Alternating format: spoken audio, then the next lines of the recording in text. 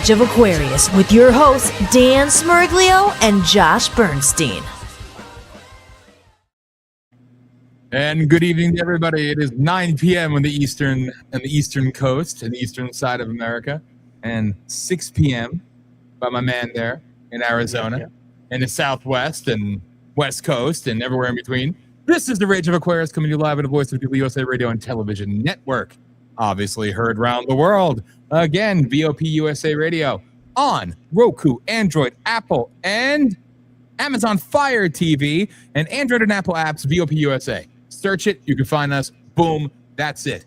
This is the Rage of Aquarius. I am Dan. Josh, good evening, sir. How are you doing, buddy? We got a big day tomorrow. Big day tomorrow. This is the end of the Supreme Court's session. So you're going to have some interesting decisions coming down tomorrow and Tuesday. Probably tomorrow. Everything I'm hearing is going to be tomorrow for the most part.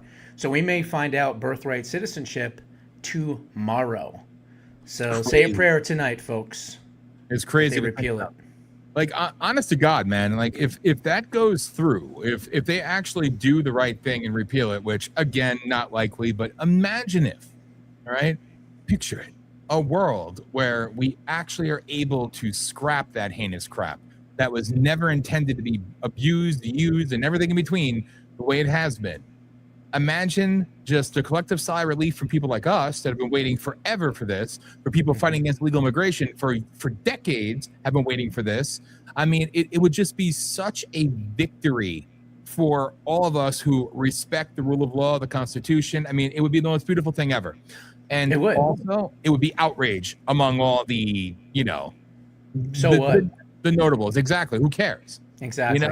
And again, it's going to be based on the decision is going to be based on subject to the jurisdiction thereof, and how they interpret that is how this one will go down. And again, remember, it was for the slaves, for the children of slave owners. That's what it was initially intended for. It was never supposed to be bastardized for anyone that has a baby on our property, on our country, on our soil. It was never supposed to be anything where wet foot, dry foot, once you get here, you're a citizen. I mean, what country in the world allows that? None. There is literally no country in the world where you can go to their country, have a child, and automatically get citizenship. It doesn't exist. But yet, for some reason, we're allowing it here. So let's hope the Supreme Court does the right thing. Again, you have a situation where I see this crap and it almost confused me, right? But you have like these dental vacations, like go to Turkey and get your teeth fixed and go to Mexico and get your teeth fixed. I look at that like weird, but I get it. It's cheaper there, whatever, right?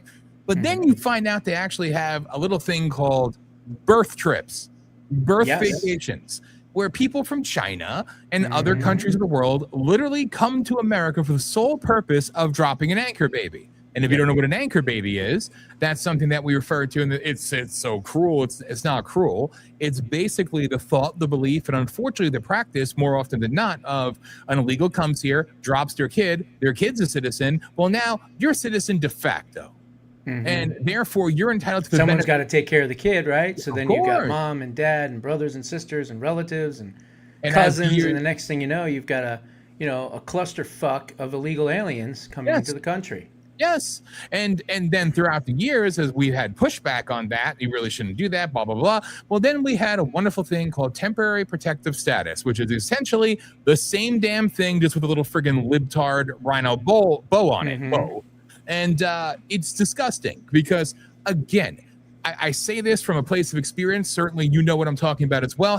We've been in this fight for so long and been opposed to illegal immigration, the illegal alien invasion, whatever you want to call it. All the way back to McCain, Kennedy, we've been fighting it. That's right. And, it's literally one of those deals where you've had this scourge, this brutalization of our benefits, of our rights, of our country, of everything. And again, as far as I'm concerned, maybe I'm extreme. Right now, our border is doing damn good. Unfortunately, the trafficking is still going on. And people, I say this, I know President Trump is aware of this and others smarter than me. But again, the northern border is bad. Okay. It is. But the Swanson section of Vermont is Yes. where they're all coming in for the Yes. most part. And It's like somewhere like a 250% increase Yep. in people coming into the country from that one location. From that one location, plus about 110% increase from northern Maine, right where I used to live. The trains that go right across. Everybody knows. Don't ever look inside the carts. What's going on there? It's like it's an unspoken truth. All right, you have trafficking, you have everything, drugs, human, everything. Northern border. Okay, northern border. I digress. We have had this issue going on forever, and I have always said that as far as I'm concerned, when they cross our border illegally, that is an incursion on our border. Give them one warning. If they don't leave, shoot them. And you know what? That's extreme. That's extreme. No, that's not extreme. It's an incursion on our border, which can be seen as an act of war. I don't care.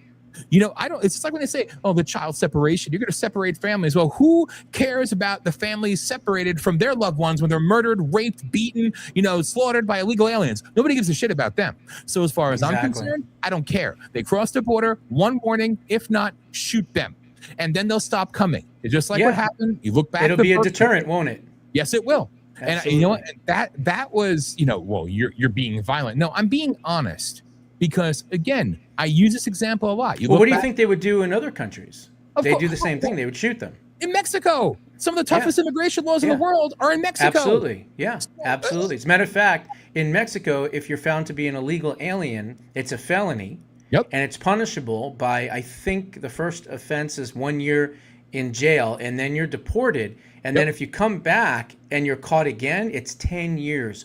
Hard labor. When you come here and you're caught multiple times, what do we give you? Free health care, free education, food stamps, everything else. But you're right on the north border, because a lot of people, when they think of open borders, they automatically think of just the southern border. Yes. But the northern border, and I talked about it in Preserving Liberty, it is a major problem. And if you think about it, it's easier to get in. On the southern border, you have a border fence, right? You've got a border wall, you've got the Rio Grande, you've got natural borders, things like that, right? But also, if you're an illegal alien and you're trying to come into the United States through Mexico, you've got to go not only through Mexico, but you've got to go through all of Central America.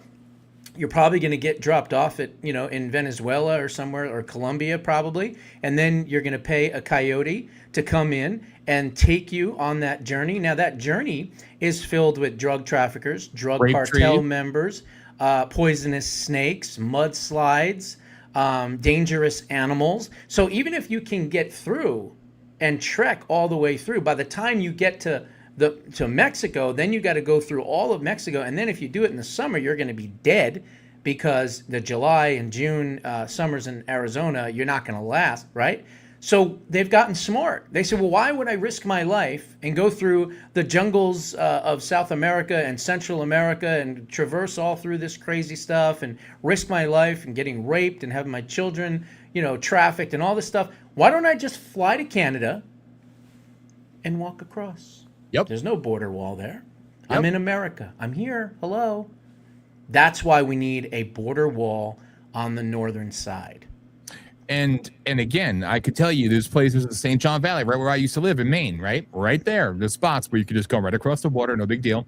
Then you got the Allagash, you could walk right across the land border, no big deal. Oh, they have drones, they have geofencing. That, please, all right, please. I mean, it's a crock, all right, and that's just northern Maine. And then talk about Vermont, talk about New York. I mean, we can do this all day. And then we keep going across the top of the country, all right? It's a problem, and it's been a problem, and I've always said it. And like you said, people say that the two assumptions they make, and I had to correct I had 30,000 people at a rally, and somebody yelled while I was speaking, we got to kick all those Mexicans out. And everybody was cheering. Me being me, I'm like, you. And I saw who it was. I said, can you tell me the difference between a Mexican, a Honduran, a Nicaraguan, a Dominican, a Puerto Rican? Puerto Rican, obviously different, right? I use this as an example. He just stood there looking at me. I said, the reason why I said that is don't feed the other side and think that we're against Mexicans, because it's more than Mexicans coming across the southern border, all right? Including jihadis, including Chinese, including Russians, including Germans, including Indians, okay? Yeah. So those are the two misnomers, is that it's only the southern border. You could fill Mondani's personal residence in the mayor's mansion in New York with the amount of prayer rugs and Korans that have been confiscated and found at the southern border. Yes. That's a fact. Yes, and they're not coming from Guadalajara, all right? No. So, like, this is what people need to understand. The misnomer that it's a southern border only and only Mexicans. You hate Mexicans, we got to protect the southern border. The northern border, and it's everybody other than Mexicans that I'm more concerned about. The Mexicans, yeah, that's a problem. But it's other than. OTMs. Yes, thank you. I couldn't think of the damn paraphraser. But, like, it's literally, like, it's so much worse than what people realize. And I think, this is a way to and again, it's the people who were most offended by this, the people who were most upset by this, other than us tax-paying Americans, happen to be legal immigrants. Because I know many, and they spoke at my rallies, they attended my rallies, Mexicans, Asians, you name it. They came there because they would come the right way. They'd get a visa, they get work. They had to be separated. We'll talk about separation. They had to be separated from the family for 6, 7, sometimes 10 years, right? To bring their family across the legal way. And it's congratulations, here's your citizenship. You take, you raise your hand, you're now an American citizen. Yeah, they did it the right way. Yes. Or those who actually got a visa, came to the country, put in the work, then joined our military, fought in war, and still weren't citizens. And then when they become citizens, again, welcome to America, you get nothing. But the illegal comes across, flies in, boats in, walks in, whatever it is, coyote driven in, they get everything. Yeah. They get everything handed to them. We have illegal aliens in this country being treated better every single day than hardworking Americans, than U.S. veterans, and the list goes on and on and on. You have handicapped people, legitimate handicapped people in this country that cannot get the help they need. You have veterans that can't get the help they need because the benefits are drained. The system is drained. Why? Because it's spread too thin.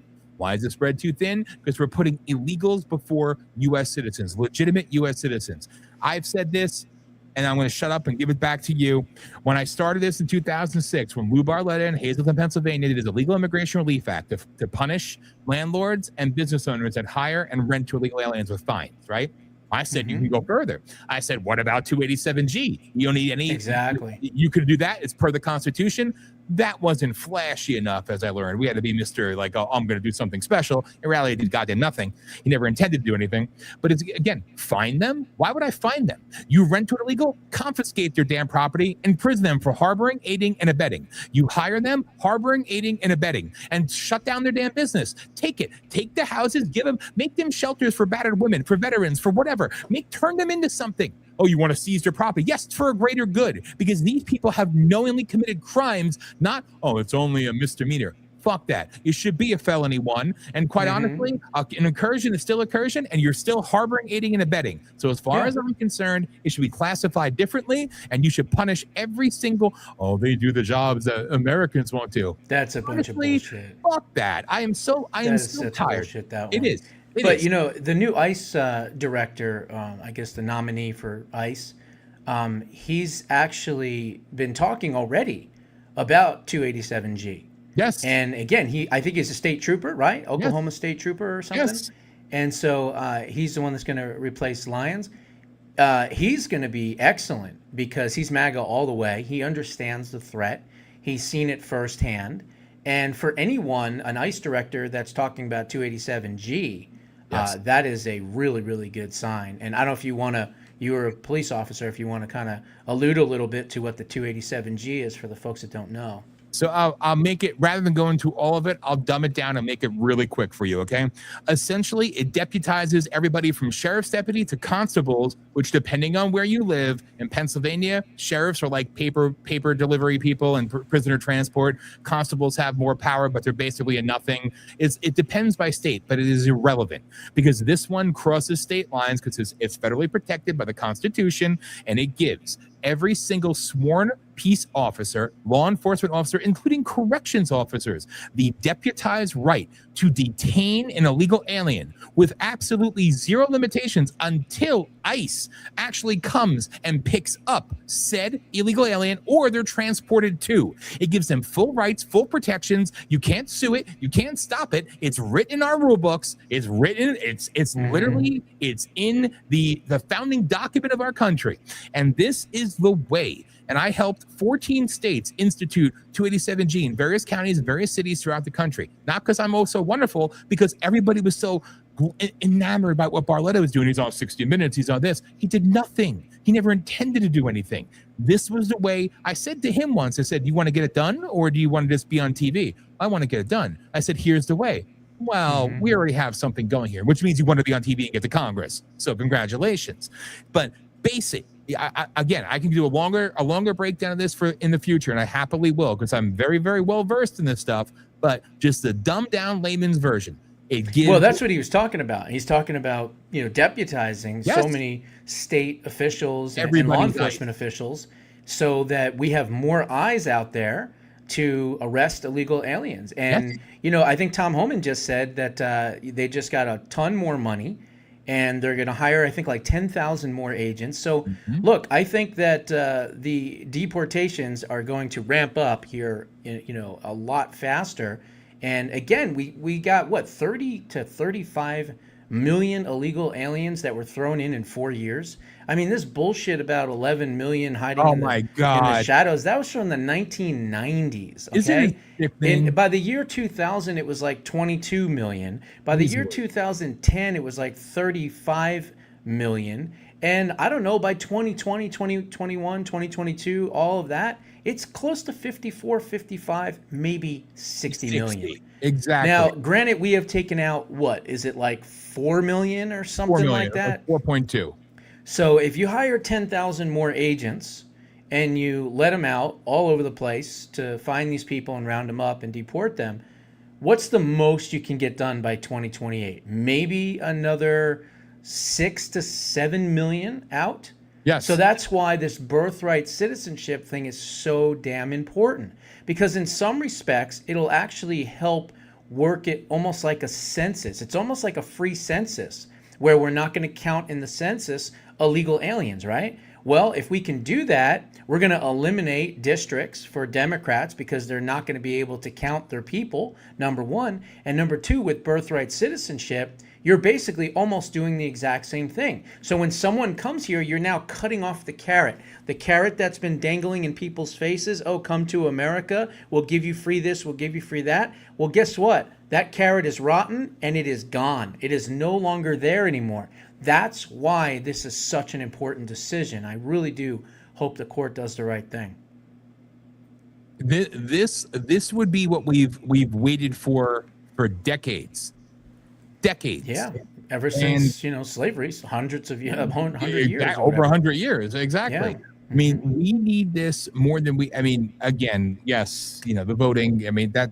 All right, but like, this is national security of the purest form. Oh yeah, this is absolutely. And to your point, what you said too. I remember, 2006 to 2009. 11 million, I'd yell at them every time. 11 million. And then in 2010, well, there's 9 million. I said, oh, we lost 2? I said, we lost 2 million, huh? Amazing how that happened, you lying bastards. Like, I know. Honestly, and now they say that Obama has been cooking the books, right? Trump just came out and said that the immigration numbers that he said that he, quote, deported weren't even close. Nowhere even close, not even half. It was like 70% less than what he actually said. I know, but what I'm saying is they like to say that he did all these wonderful things and deported all these people. It's not true. No, Bill Clinton deported more. All right, that's what does that say? All right, Bill Clinton actually did a better job at immigration enforcement than Obama truthfully did. They tried, which is strange because they want to make the left as the all-encompassing, all-welcoming. We love you so much. Please forget that we kept people in chains and we tried to divide America. Blah blah blah. Anyway, I digress. But it's like. Now, Barack Obama and the GOP, as I call them, the establishment. Well, Barack Obama deported more illegals. First off, stop saying that.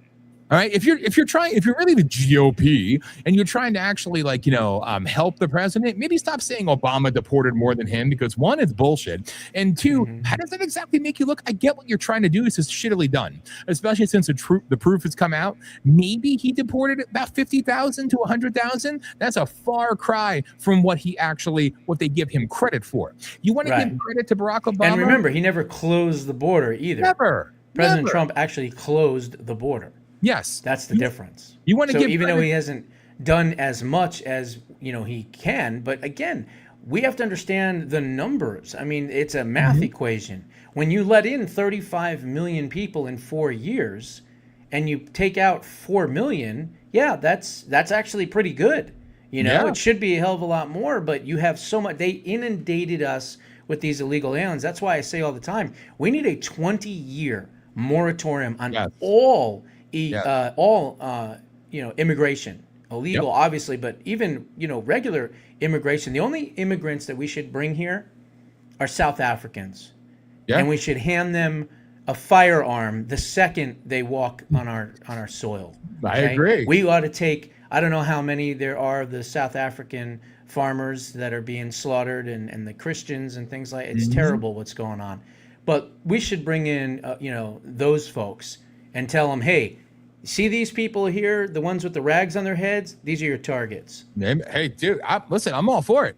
I've always said to, you want to end immigration? We're a nation of immigrants. We're a nation of immigrants. We're a nation. Shut up. Like, again, like we talked about it on Thursday. We talked about it on Tuesday, right?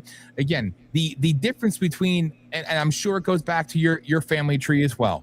But my family tree, we're herded up like cattle at Ellis Island, taking their name, taking everything, treated as test subjects, and thrown out into the world with nothing. There is no comparing the immigrants from, and we're talking Ellis Island days, okay? Right, we can go back further. Very big difference between us and them. But they were actually escaping real persecution.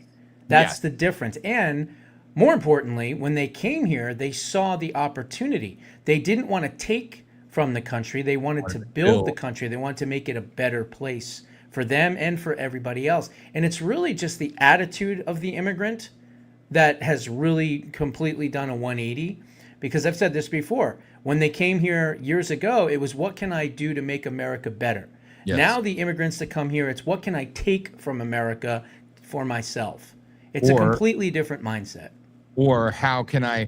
One time I almost did it. I almost did it in Texas. I was going to do it at a rally. I was going to burn a Mexican flag, just because it was like all en vogue about burning the American flag. And some people, that's protected free speech. No, fuck you. I'm with Trump. Throw him in jail. All right. It just, maybe that's harsh of me. Maybe I'm a little out there on that one. But I was going to do it, and I thought, let's not do it. All right. Let's not. I get enough hate and death threats, and I can't afford fancy security. But nevertheless, these people come here, and I go through Hazleton, Pennsylvania, which, again, I haven't been there in a while now, but Hazleton, Pennsylvania, the heartland of it all, where the fight began, the fight began. But nevertheless, what they didn't tell you, Lou Barletta, a champion for the people, within 9 months of him doing his IR, the illegals are leaving. No, they quadrupled. They about 500% more in the first 4 years. I said, I went to South America. Oh, really? Where'd you go to? I said, I'd say, Dominican Republic. I went to Mexico. Oh, how long was the trip? About 5 minutes. What do you mean? I said, well, I could go down Alter Street or Wyoming Street. That's Mexico. Then I can go down Third Street. That's Dominican Republic. Because they have literally taken over. The gangs have taken over. They own it. That's a chunk from Hazleton, Pennsylvania to Allentown to Reading and everything in between, and Philadelphia, just inundated. All right. And then everybody else, they all love North Carolina. No offense to North Carolina, but anytime I've been in North Carolina, it's like being in Hazleton. Oh, it's pretty. It's like, shut the fuck up. This is the America that they all love so much. Like, it's all illegals. And all I see are Mexican flags. I see Dominican flags. I see all these other flags waving over our flag. That alone, I do not tolerate that. No flag shall be raised. No, above absolutely our not. flag. Absolutely not. And this Citizen Vigilante movie it's just everywhere. I mean, you can watch it for free on my Substack, jbushow.substack.com. I put it up there, and so here's what happened. Elon Musk put it up for 48 hours, right? Yes. And when I found out that he put it up for 48 hours, I went and I downloaded it immediately. And so I have a copy of it. And let me tell you, the globalists are freaking out. They are freaking out because what Armie Hammer's character does basically is he goes around and he talks to the victims of illegal alien crimes, and he finds out the people that were let out of jail or given light sentences or no jail sentence at all, and he tracks them down. And it's just like an incredible, incredible movie. And I don't want to spoil it, so again, if anyone wants to watch it, they can. But there's one scene in particular where he goes and he finds a judge who let this person out that murdered, these people. And he finds the judge, and he finds him, and he sticks this thing in his neck and knocks him out, and then he drives him out to this one place, and it's just amazing because what this movie is doing is basically saying that we've had enough. And you're seeing that obviously in the UK, you're seeing that in Ireland, you're seeing that here, Germany. everywhere else. Germany, of course. Actually, it's banned in Germany. It's Yeah. banned in Germany because they say it's too harsh against illegal immigrants. Now, of course, that's the government. The people, AfD, the patriots of Germany are like, hell yeah, let's ban them. Let's get rid of these people, right? So I think there's a groundswell of support for a movie like this. And I think this is going to be one of those movies that when they tried to put it in low distribution and they tried to hide it from the people because they don't want you to see it, that's going to make people watch it more and more and more. And I think this movie could be a turning point for, patriots against the globalists. I truly do. Because they're running scared from this. And what's funny is, I knew that you were doing it for free, but I paid the $6 to rent it last night, and we didn't make it through yet. We're gonna finish it tonight, later on. That's my goal. And then I also want to show Hollis the other movie, Uwe Boll, Assault on Wall Street, which is I've never seen that one. Oh, it's so good. You got to see that movie. I'll have to check that one out. But I did see Disclosure yesterday. Oh, you My wife saw and it? Yeah, we went out and saw it. I mean, it's okay. It wasn't fantastic. I mean, I definitely think that Emily, whatever her name is, Blunt, she's an excellent actress. So Yes. she definitely did a good job. But I don't know, the whole thing with the thing, they're holding the thing, and it was just weird. And then, of course, the alien part. I mean, I don't want to give it all away for people who haven't seen it, but it's just your little green alien guy. I mean, they didn't talk about the different types of aliens that supposedly they have seen. They didn't talk about any of that stuff really. So it was really more about the relationship, I guess, and that kind of thing. And of course, Spielberg is a good storyteller, but I just wasn't overly impressed with it. I think the thing that I like, because when it ended, I was waiting for like, that's it. Like, Exactly. Like, what do you mean? Where's the big disclosure? So I think it's more in the videos that they were showing, like the vague clips of, and that's what's getting them in trouble. Yeah. They're saying it's from whistleblower accounts, et cetera, et cetera, et cetera. So, like I said, the part of that movie that I liked was because I seen a lot of people condemning it. If you're a Christian, you can't see this movie. It's denouncing God. No. I maybe you could say this too, because you've seen where she calls up the sister at the whatever it's called, she was going to be a nun. No, God is the God of all lives, all across the universe. Like, basically saying that that God is still God, and we're not the only people in the world. Which I thought, because that was the criticism that I pushed back on, because I thought it was wrong, because they were trying to purposely scare people from seeing this movie. I I thought it was okay. I wanted more. Maybe they're going to do another one. I have no idea. But I don't know. There's another Disclosure movie. I think it might even be called Disclosure, actually. And that's the one that's supposed to be more like a documentary. The director, the director said that he had people that he was interviewing, and then they called him back. Yeah, and said, I don't want my wife and myself and my family to be slaughtered, if I do this interview. So they backed out of it. But that was the one where they talked about the 4 different types of aliens. So I want to actually find that movie and watch that one. You can find that on Amazon. No, I got to tell Alex. Is it on Amazon? Okay. It is. Is it just called Disclosure? I think it is Disclosure, and it's a documentary, and it's all the real life stuff. Yeah, that's the one I want to see. Yeah, they banned the hell out of that. Yeah. But I did, like I said, I did think they did not besmirch God in that movie at all, which I was impressed by. I thought maybe they would, maybe they go down that rabbit hole, so to speak. Yeah. But no, I will give them that. No, there was no trans shit in it either. So no, it was actually not a woke movie at all. Right. So yeah, exactly. it was surprising. And then, going back to Citizen Vigilante again, I paid the money because I actually want to support it. Yeah, I'm actually going to find it in the theaters out here somewhere. And go spend the money and get everything for the director, for the actors, everything else. Because that actor, I think, was also blacklisted as well. So always want to fight for the underdog. It's amazing, and it was funny seeing. I happen to know that Uwe Boll.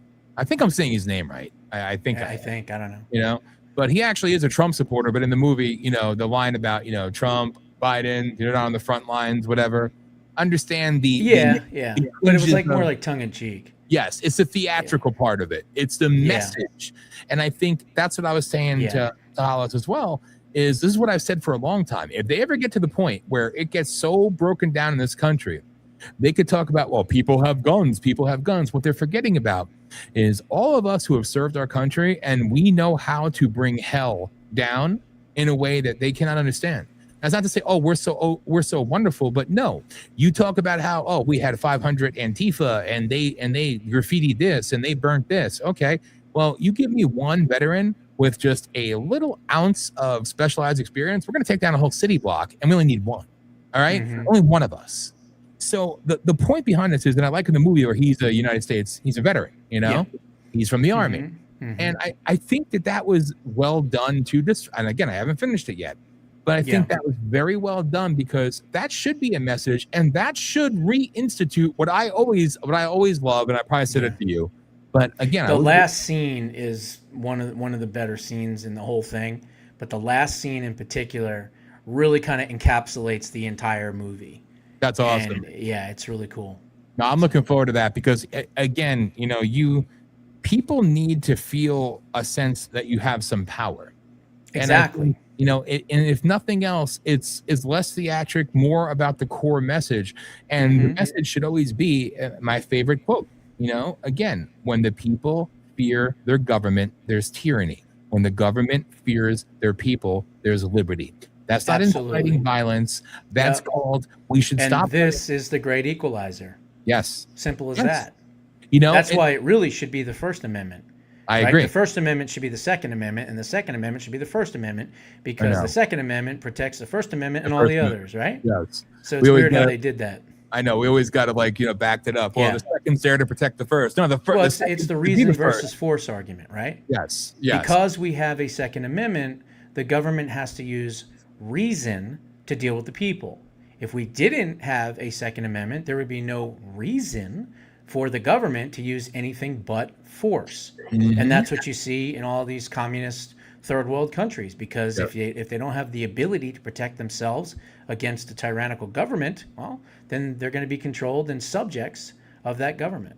And that's really truly the difference.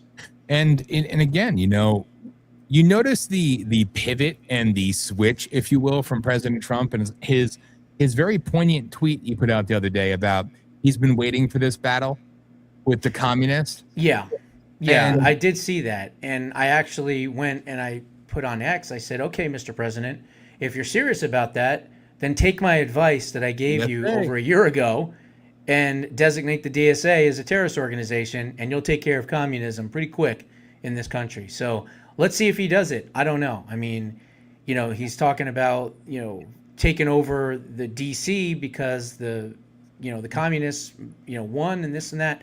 But the interesting thing is that finally, even the left, even the Democrats are now understanding, oh boy, we have a problem here, right? Yeah. So you may have a lot of Democrats that are going to start voting for Republicans because that wing of their party is so absolutely batshit crazy insane. And even people like Bill Maher is like, my vote is open, and he hates Trump and he votes Democrats, all the time. So they've put themselves in this position. Now, again, we cannot allow them to win office. We can't. I mean, Mandani has already destroyed New York. Just imagine if, God forbid, these people that have won their primaries actually become members of Congress and mayors and legislators and things like that. We're going to be in big, big trouble. So, folks, you got to understand that the DSA is the #1 existential threat to the United States of America. And the reason is because it's right here. It's internal. So after he takes out the devils in Iran, President Trump needs to take out the devils inside his own country. Yep. And I think that's where, yet again, single-handedly, one man is shifting the narrative back. So, yes, we want him to do what you said. But I think, hey, it's telling that at least he's now addressing it. So let's see, and I think like we've always said, we can get to him. And I think these are things that he knows anyway, but he has a certain timetable and a certain way he's doing things. But single-handedly now, he is shifting the narrative for the midterms and all your little state GOPs, which I think I agree with you, Biker in the chat. Like the state GOPs, I think, are absolute dog shit. No, unfortunately, they're all not bad, but overall, another waste of money. But now they're shifting all the language to communists are looking to seize control of your cities. Communists have already come into your small towns, come into your schools. He's led the narrative switch, which I think that's the narrative that will stick. And that's what we need more of, because again, these people are seizing power in their own way and nobody's paying attention to it. So now he's putting a great big light on it, which is exactly what you need.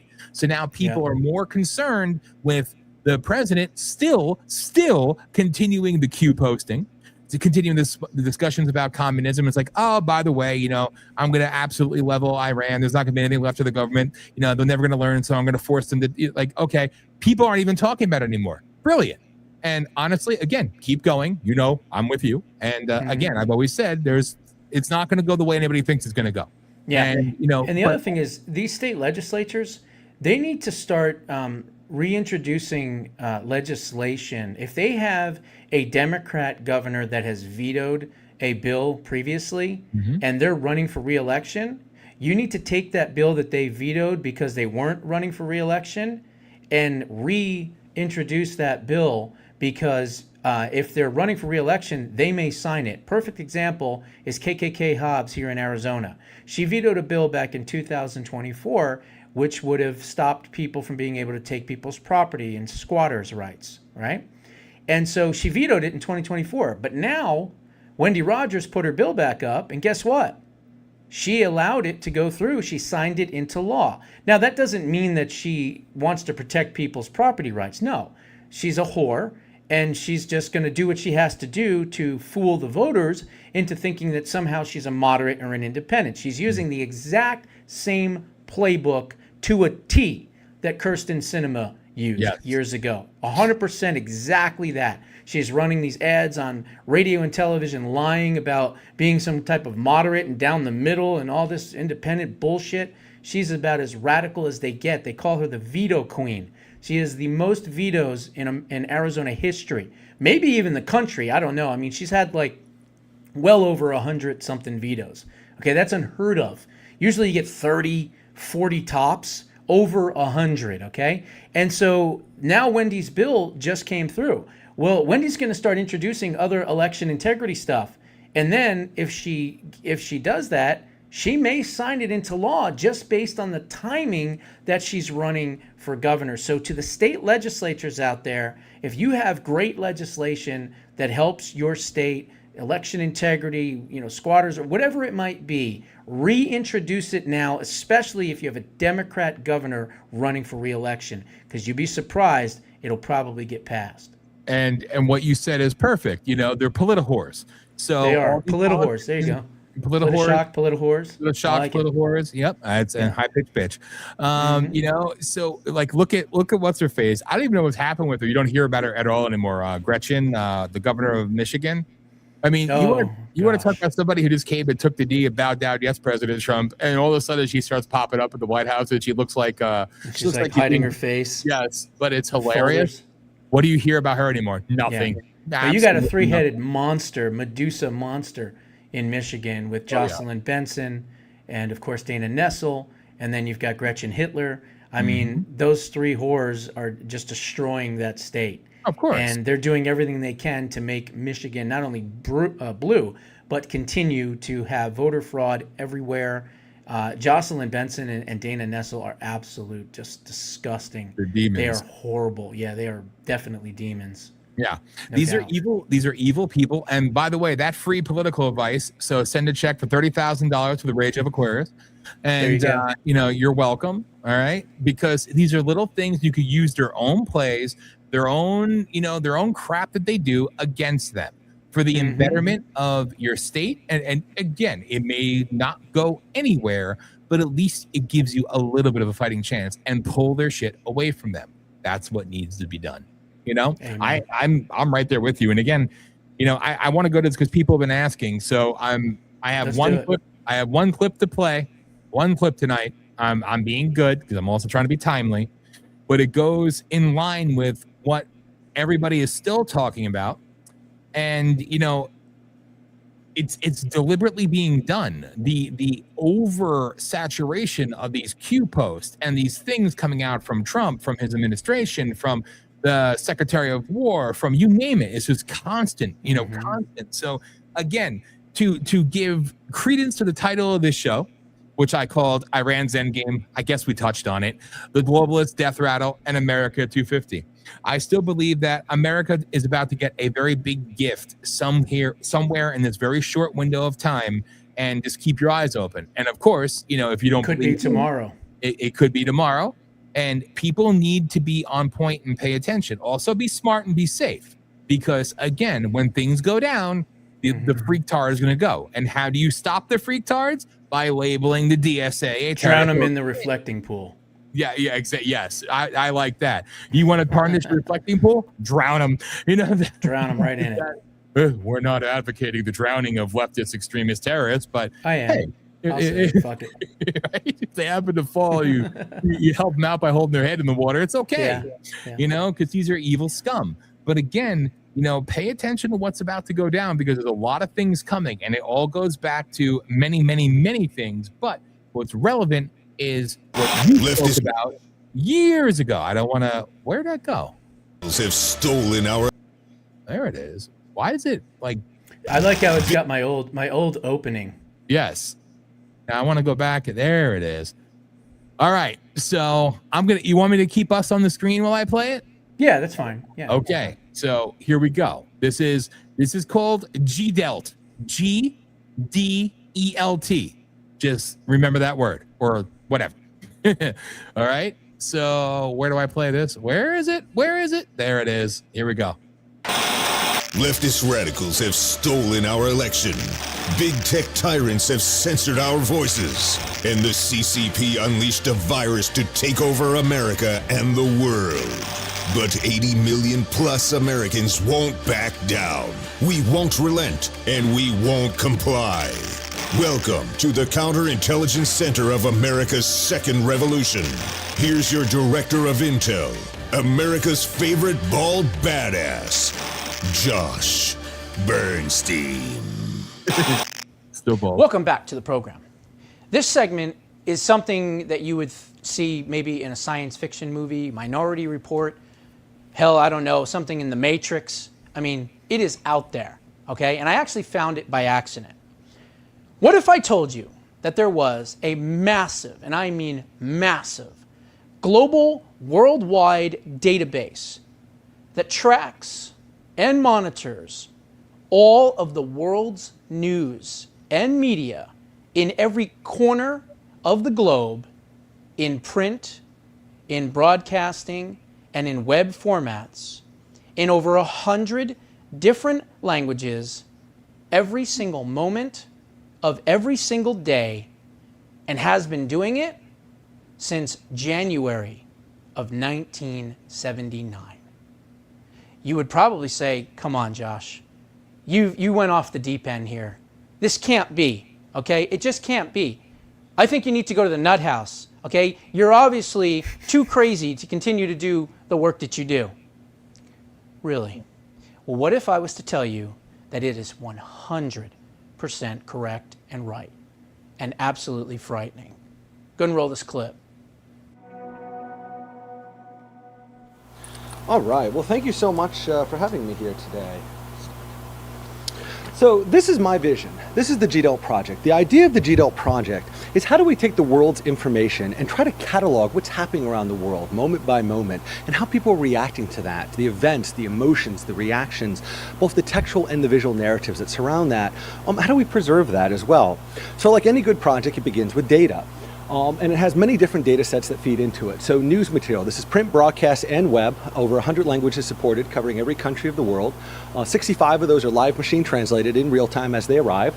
In collaboration with the Internet Archive, as Mark helpfully put in there, to preserve as much of that online material, and we're constantly ramping up the volume of material that they're preserving for us. And the goal of that is to really say, especially with online material, again, so much of this material is ephemeral, especially when you move outside the U.S., as we know, obviously in Turkey, most recently. Television, so again, we have television partnerships throughout the world, but again, also within the United States. Collaboration, again, with the Internet Archive to process about 100 stations here. Academic literature, so this was a collaboration, JSTOR, DTIP, Core, sites here, again, Internet Archive, processing 21 billion words covering 70 years to really provide the context to why things happen around the world. Books, if you want to go backwards in history, human rights material, and imagery, which I'll come to in a second. So again, obviously, as we all know, most of the world does not, English is not their primary language. So this is a map of where GDELT has pulled information from the first 6 months of last year, color-coded by the primary language. Gray is English. So obviously, a lot of the work that has been done historically in preserving online media has focused on English. And as you can see from the gray spots there, if that's all you're preserving, you're missing most of the world here. Now, of course, broadcast and print are very crucial because many of the areas of the world, print and broadcast are the only source, especially broadcast are your only sources into those areas. But again, this really shows you, how important it is to reach beyond, and especially to do things like translation or process things in languages other than English. In terms of preserving online news, about 140,000 articles that we monitor each day disappear within about 2 months. And this is a very important thing for us because this tends not to be, it's not evenly distributed across the world.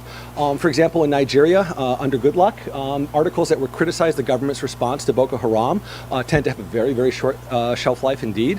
Obviously Turkey, many countries around the world, but also even here within the United States. A news outlet goes bankrupt, a small local outlet goes up. Also, again, news outlets, unfortunately, are more and more pulling material.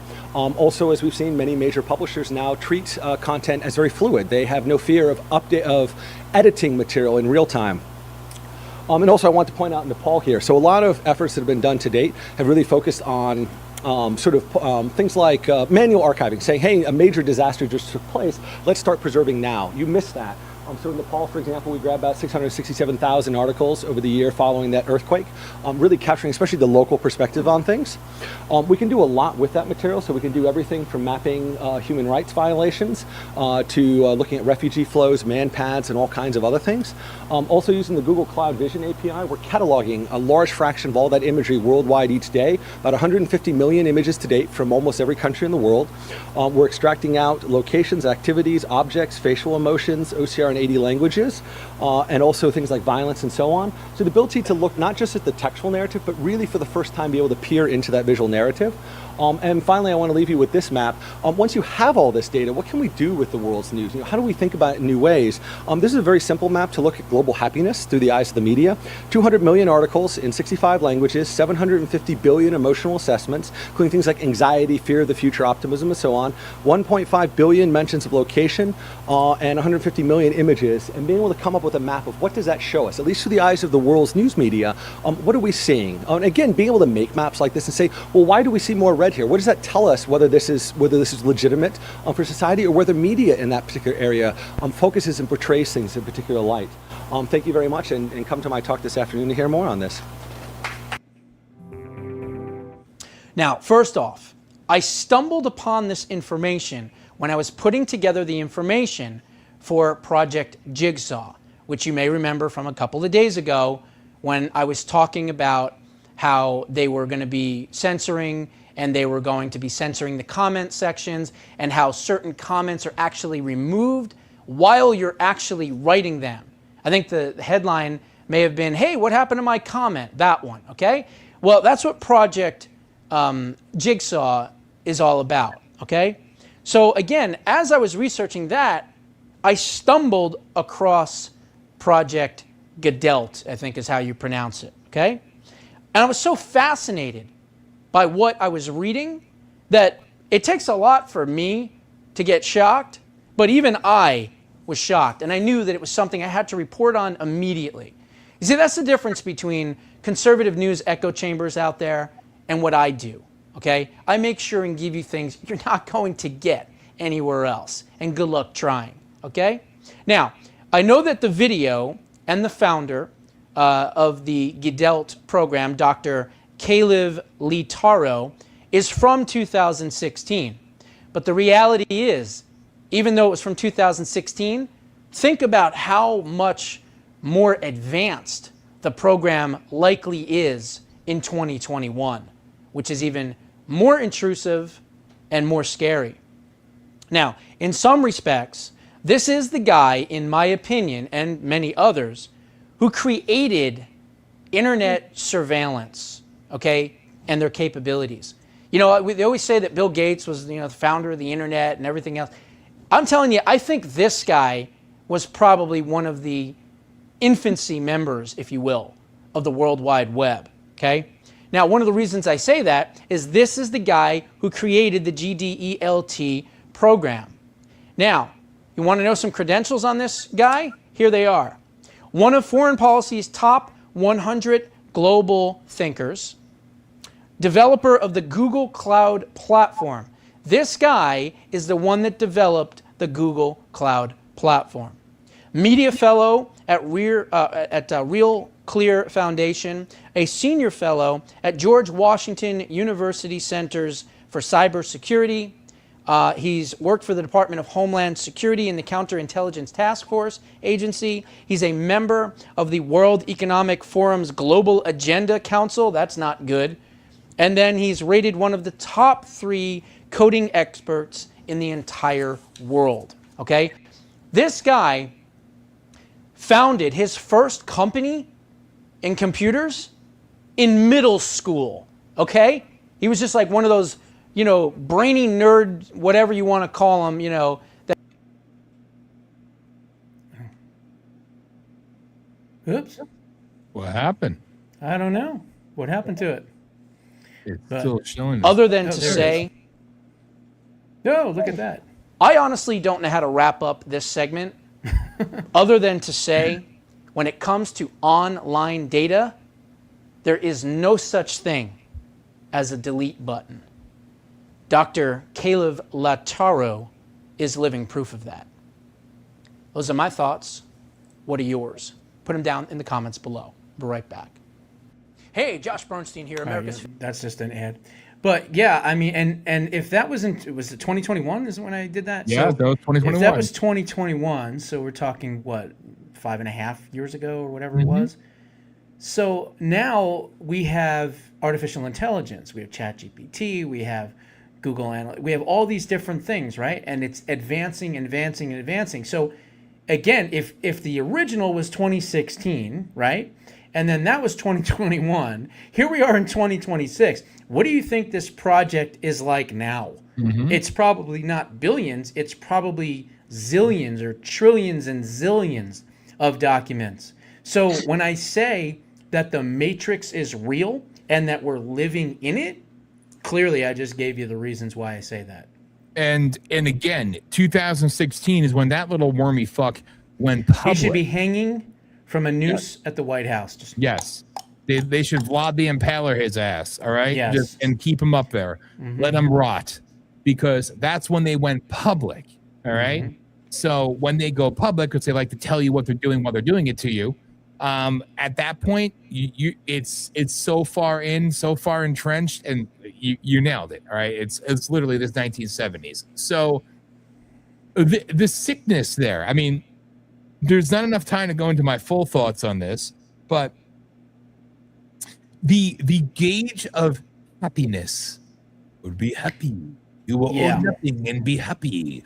They love to say happy. Happy. It's a communist bullshit thing. It's something they've been using for 100 years now plus, right? It goes perfectly in line with the Social Dilemma movie. Also, you could find that still on Netflix, which again, trust very little from Netflix, but if you want to see if you want to see what they're doing, go there. Now, this documentary was people who were with the social media companies when they started out and decided they had enough and they walked away and decided to put this documentary out to tell you how they know if you're having a bad day. They know if you're on your period. They know if you're sick. They know if you have a cold. They know if you're mourning, if you're tired, if you're this, and they sell your happiness, your emotions, using your clip, using your everything. One of the biggest things, which I actually forgot about, but it's very true, is Apple was a very big proponent which is very strange, because I actually did a little bit of research. I didn't even tell Alice about this, but Apple, a lot of the criticisms. Now, again, I've been an Android person, but I hate all cell phones. Okay, but I digress. They said for years, Apple never changed. The phone never evolved. Why? And then Samsung came and blew them away and everything else. And they moved on. Well, apparently it's because Apple spent, now think about when the iPhone first launched to present day, right? At this point, it's been about, all right, what, maybe 20 years, 19 years? They said Apple has spent, and I quote, this was a consumer science report. Apple has spent the last 27 years, and this article came out in 2020. 27 years working on programs with DARPA and the United States government and global governance to gauge the analytics of social behavior online around the world. Goodell, basically. Mm-hmm. Yes, that is. They're telling you what they're doing now, and that doesn't say. And they've been doing it since January 1st, 1979. 79. So while you were sitting in your house playing Pong and going, "Wow, this is so cool," they were gathering all of this information. They started it back then. Yes, and it wouldn't surprise me if it started before 79, to be honest with you. Yeah. You know, because again, and just like the dark web isn't what you think it is, all right? Just please believe. There's so many breadcrumbs there, oddly enough. I mean, this just goes to show you, and again, I'm not sitting there advocating for Android phones or anything else. I think they're all spy devices. Everything's a spy device, right? Oh, but you could shut the lens on your camera on your computer and nobody could watch you. Goodell, by the way, stands for Global Database of Events, Language, and Tone. Yep. That's what it means. Global Database of Events, Language and Tone. Global. So what does that mean? It's a database of all things that happen throughout the world at any given moment in all the different languages, and tone meaning audio. Yes, right? Tone. And now it's probably video too, obviously. They have tons of videos. So yeah, it's pretty crazy. And this falls in line where people thought we were crazy, and now Trump posted something about it and people get it. How come during the COVID lockdowns, oh, you're crazy, you're a conspiracy theorist, they put up Nest, 5G Nest, everywhere in the world, right? They were plopping them all over Ireland. They were doing it all over the UK, obviously. They were doing it all over Germany. They were doing it all over America. 5G going in everywhere. Magically, everybody's locked down, right? And some people tried to damage and light fire to these nests, and they were killed. Or they were charged with felonies or locked away, disappeared, everything else. Why to such great lengths, right? And it's a simple little thing. And we definitely got to do a deep dive on this. You know, I say all the time, you look at your phone, I have full 5G, but I can't make a phone call. I've said this, I've screamed this, I've said it calmly, and I'm just going to say it again. It's a delivery system. It's always been. It's from its inclusion, from the white pages, from the initial programming, through the old DARPA variances that goes all the way up to not just 5G, 13G. And now they're getting ready to roll out 6G. 13G is the initial call from DARPA from 2003. 16G. Damn. And we're at 5. And again, it's a delivery system. It's not going to give you your wonderful. It's people need to understand this bridges the gap from conspiratorial to this is their own language. You know, at one point I did read the white papers, the DARPA transcripts they're called. I read them on Politishock, and I said, "Sue me, go ahead." Nobody sued. Why would they? Because they're real. Exactly. Oh, you're good. You speak of phones, and there they go. Yeah, right. See? Well, I had the hour set. Oh, but no, you're absolutely right. I mean, that this is why this is important. This is why we have to show these things, because most people would just be like, "Oh, that sounds a little crazy, sounds a little weird, sounds a little conspiratorial." But then when you see video of them going, "No, this is the Get Out Project, and we've been doing this since 1979, and we've captured every little..." So it's like, you know, we live in the Matrix. Yes. That's what this is. Every single day, we live inside this computer, you know, dominant, I don't know, society where we're just, you know, little pawns and progs in the little database. That's really what it is. And they called it what it is, a database. Yep. So we live in the database. So the Matrix movie wasn't that far off. No. Minority Report isn't really that far off. No. Especially if, God forbid, they try to chip us all, which I'm not going to allow happen. But there's going to be people that are going to be chipped. And remember, they're going to say, well, it's not mandatory, but hey, if you want to drive your car and get food at the grocery store and get gas at the gas station, well, then you'll just need that chip, right? That's how they say it's not mandatory, but of course it would be mandatory. Just So like, this is what they want for us. yes. This is what they want for us. Digital slaves. Digital slaves, cattle. And again, COVID was the perfect design. Everybody stand in line, stand in the footsteps, follow the footsteps while you go up and down the store, and people did it. Now, me, I was an abrasive prick, and I got in trouble. Oh, I got thrown out of so many places. Never wore the mask, never followed the rules because it was so obvious what they were doing. And people pushed back, but unfortunately, too many complied. I got the shot because I had to. You were never forced to, but your job. I had 2 jobs at the time. The one job I worked remote, and they said, "Well, you cover Prosegur security. Fuck you." All right. They said to me, like, well, even though you're in charge of security for airports, and I'm doing something different, a coordinator, right? And I was working the job remotely, and well, you cover LaGuardia, JFK, but you're gonna have to get vaccinated. I said, I don't go to the sites. Well, it's a requirement. I said, by who? Well, it's our requirement. No. Okay, well, you have to. Says who? Well, it's the law. What law? Well, it's our requirement. Is your requirement a law? No. So you're going to quit? I said, I'm not quitting. So eventually they fired me because I refused to get the vaccine, right? This is the games they play. So Prosegur security, evil pieces of shit for that, by the way. And there's a recording of Dr. Falsey where he literally says, we're going to make it so hard for the American people that they're going to submit to this. Remember? Yep. There's video of it. And but in the end, they could say, well, the Supreme Court never, they ruled against it and blah, blah, blah. Oh, we never told you. Yeah, remember they tried to attach it to OSHA. Yes. It's like, what the fuck are you talking about? Yes. OSHA is for, security on a work site. Making sure that you don't slip and fall or get hit with equipment or something like that. And they're like, well, we're going to make it part of OSHA. And the Supreme Court said, get the fuck out of here. Yep. Thankfully. And then people want to sue. Well, you can't sue us. We didn't. No, it should be the opposite way. We should be suing all those companies. Yes. The employer. Where are all the ambulance chasers? Exactly. Why aren't they making billions of dollars? Because they're vaccinated. They're dumbed down. They're dead already, probably. Now. Probably dead, yes. And it's sickening. And that's why, that felt good. People should call these companies out. So Prosegur security, you deserve to be called out for what you did, and people that lost their job. And it's oddly enough, the weed company that was uber liberal that I worked for, they said, no, we're not pushing mandatory vaccinations. Like, yeah. Go figure, right? But no, they'll just kill you another way. Exactly. Smoke the poison. Anyway, but it's like, it's crazy, dude. It's crazy. And this is what I mean. Like, people, they were too compliant.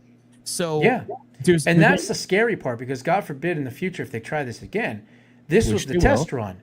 Can we make the entire world change their entire behavior and submit to what we want them to do within 90 days? And they did. Check. Yep. With ease. Oh, but ease. People were in the streets. Yeah, thousands in certain places were in the streets, or hundreds. And God bless them. Yeah. God bless them all. But millions, tens of millions, billions worldwide complied. And that's all they cared about. It was a game of compliance to see what they could do and how they can manipulate and how they can control. And again, I said this before, and I'll never forget, I had the green light. I was able to green light. I had the pass that I'm allowed to travel after, get this, curfew in Northeast Pennsylvania. And the National Guard was on the streets making sure people weren't out. But I had remember Tim Walz? He had the Gestapo out there yelling and screaming at people and chasing them into their homes like a psycho. Literally. And on 81 and 84 in Pennsylvania, they had National Guard checkpoints. And I had my papers on me saying that I'm an essential employee because I work for a cannabis company. So I was allowed. But I thought to myself, but you couldn't go to church. You can go get weed and liquor. Well, no. God forbid you go to church. Again, I tried to explain it to people. Put the mask on. Free speech. It's symbolic. Separate people. Right to assemble. Can't go to church. Freedom of religion. Do you see what they took from you? And they never give it back. Okay? Yep, you may think they prove they could take it from you just like that. Because we continue to let about 1,000 people dictate our lives and control them. And I have said this before, and I apologize for the profanity. I don't know any other real way to say it, but it's true.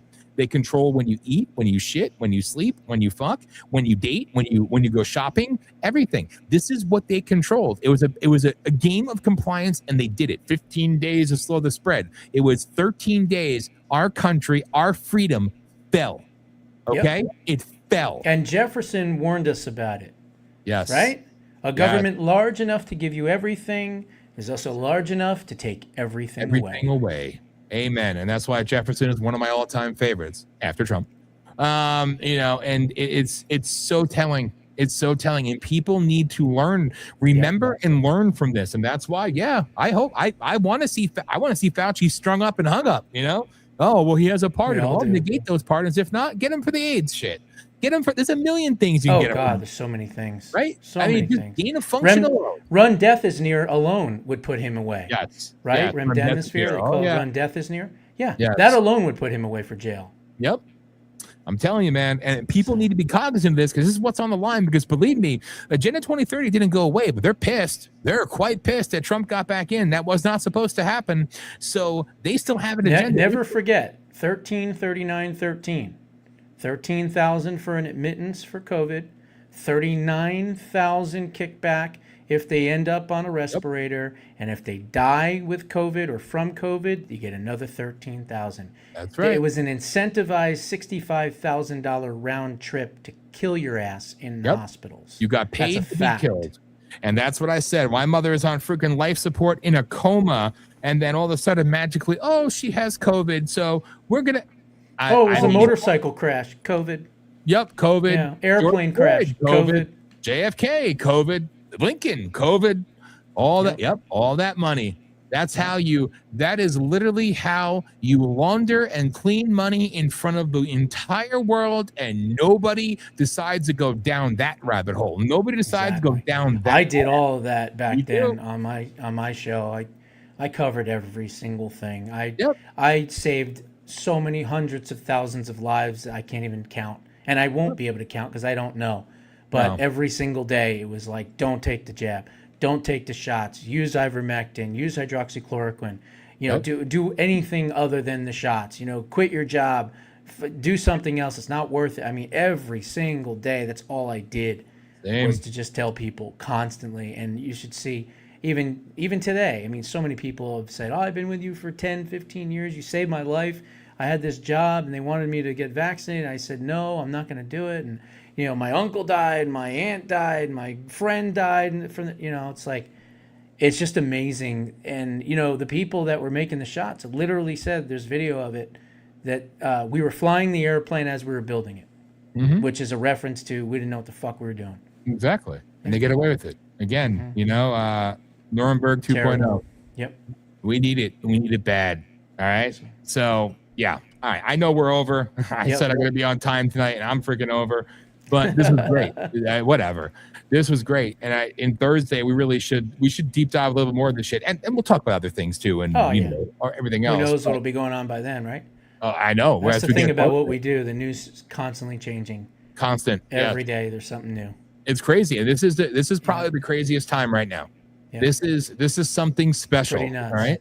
So this week, people pay attention because it's gonna tomorrow and Tuesday. Tomorrow and Tuesday. But you're going to wake up tomorrow and you're going to hear from the Supreme Court on a litany of different decisions, whether they're good, bad, and different, and then they're going to skedaddle out of town. You won't see them, hear from them from, what is it, October, I think? I think it's October they come back. Yeah. Mm-hmm. It's going to be interesting as hell, man. Yep. All right. There it is. All right. jbushow.substack.com, preserving liberty. Everything we were talking about, all this stuff that's been going on, COVID and all the globalist craziness and everything, boom, right in the book. So check it out. Preserving Liberty, Bold and Brave Solutions to Save America and Create Permanent Freedom. Find it on Amazon. That's the best spot, but you can get it at Barnes & Nobles. You can get it at Target, Walmart, all over the place. Or if you want a free digital copy, just become a paid member at jbushow.substack.com. And one other thing, the Rage Exchange on Etsy. So you can get all the newest, coolest T-shirts that you will not find, guaranteed, anywhere else. Amen. And all links are in the description. There you go. There you go. I feel like I got to say that over and over again. So a little bit of programming note here. Obviously, Holistics is live tomorrow at 7 p.m. Eastern time. Hollis doing a new show with everybody. But at 10 o'clock tomorrow night, I'm going to get back on a more scheduled pattern. You could catch the Rage of Aquarius replay 10 o'clock Eastern time tomorrow night. So check it out. Just like our replay of on Tuesday's show on Wednesday, they actually got higher views than our impromptu show on Tuesday. And Thursday's show, I have no idea. It's doing pretty good. So, hey, it's all good. So, and what I think I'm going to do is I'm going to run Rage of Aquarius. And then, probably the next night I'm going to do both. Hour of Rage of Aquarius, and then nothing until Thursday. So there you go. There you go. That's my keep goal. Dropping them, and let's just get more and more people involved in the process. Amen. And thank you for the comments you shared too. It meant a lot. I appreciate that. So to your audience, thank you. I sent a screenshot of a bunch of them to you earlier today. Yeah. So that was really just to cool. let you know that they love what's going on, and they congratulate you, by the way, on 20 years. So thank you. It is cool. This Friday is 20 years, but we're going to celebrate later on this month. So we're going to do a week of celebration for 20 years. So it's going to be fun. Sounds good. Thank you, man. Everybody, again, appreciate you. And this has been the Rage of Aquarius on the Voice of People USA Radio and Television Network. And make sure to download it again on Roku, Fire, Amazon, and Android TV. And again, the apps, which you're going to hear in a second anyway, on Apple and Android. The evil Apple. They're all evil. VOP USA. Download it for free. Check us out. And VOPUSARadio.com. For Josh, I am Dan. God bless. We will see you again Thursday night. Rage of Aquarius with your hosts Dan Smeriglio and Josh Bernstein every Sunday night at 9 p.m. Eastern Time on Voice of the People USA Radio and Television Network. Download our apps on Android and Apple to never miss a show. Watch at 9 p.m. Eastern Time on Roku TV, Fire TV, and Android TV, or visit VOPUSARadio.com.